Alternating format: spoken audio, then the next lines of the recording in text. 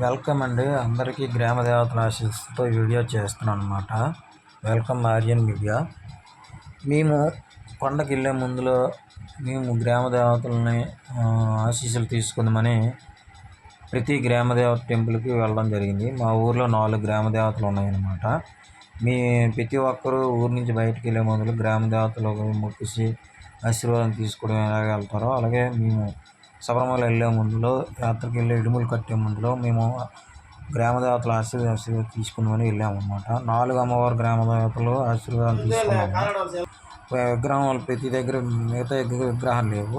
బురదలపాలెం టెంపుల్లో విగ్రహం ఉంది కాబట్టి విగ్రహారాధన చేస్తున్నాము. విగ్రహం చేస్తున్న వీడియోని మీకు ఇస్తున్నాను అనమాట. ఆ రోజు మేము శరణఘోషతో స్టార్ట్ చేసాము. ఒకసారి ఆ శరణఘోష వినండి. అయ్యబ్బా అయ్యబ్బా అయ్యబ్బా అయ్యబ్బో అయ్యబ్బో అయ్యబ్బో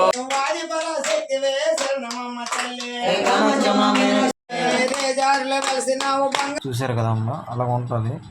గ్రామ దేవతలను స్మరించుకుంటూ సాంగ్స్ అలా పాడుకుంటూ ఆ రోజు గ్రామ దేవతలు మొత్తం నలుగురిని పేరంటాల టెంపుల్ అన్నీ మా ఊర్లో చేసామన్నమాట.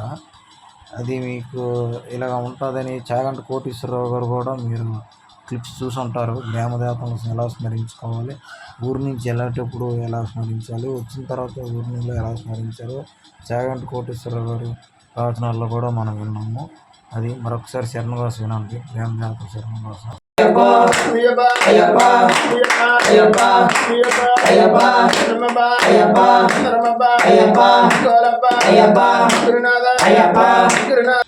థ్యాంక్ యూ అండి. Please subscribe, please comment. Thank you శరణమయ్యప్ప.